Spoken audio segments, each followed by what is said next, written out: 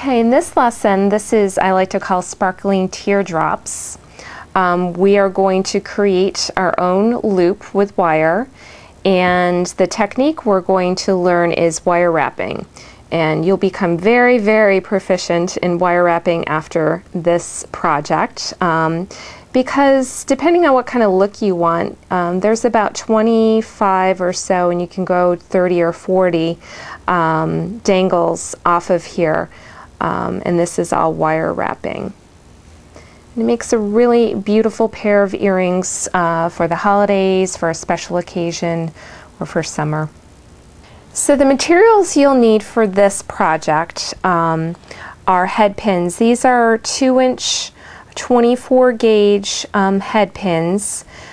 Depending on the size of the beads that you're going to use, if you use pearls and crystals like I have here, anywhere from 26 to 24 gauge wire would be good.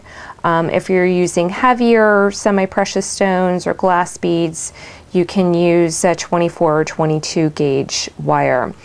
2 inches gives you a nice amount of wire to work with for wire wrapping, and when you're first starting, 2 inches is really probably a good idea.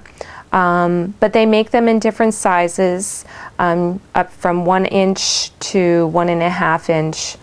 So when you get really good at wire wrapping, you can go with a 1 inch or 1.5 inch. And then a pair of sterling silver or gold filled if you're working in gold ear wires. And for the loop part, we're going to use here, this is 24 gauge sterling silver half hard round wire.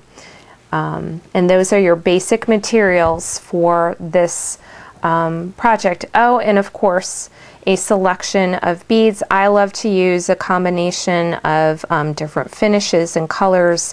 So I have some semi-precious here with different shapes, and some pearls, and of course some crystals to give a really nice look to my design.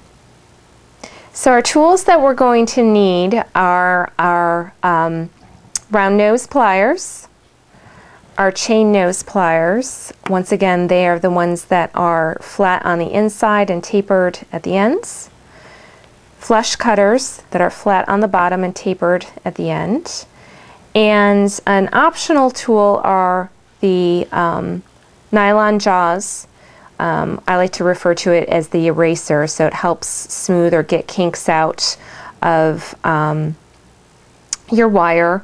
You can also use a polishing cloth too to run it through your sterling silver wire a few times, and that will help straighten and smooth out your wire.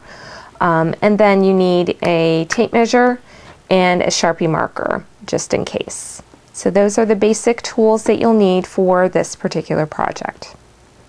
So we're going to start first by making the loop part of this earring, and we're going to measure out 6 inches of wire. And you can, this is where you would take your nylon jaws and just kind of straighten it out a little bit. Or you can take your polishing cloth, and that's also will help straighten out your wire. It's easier to measure that way. And you're going to cut 2 pieces of 6-inch length of sterling silver wire.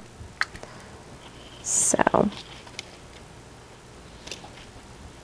you can use your first cut and just line it up to cut your second one.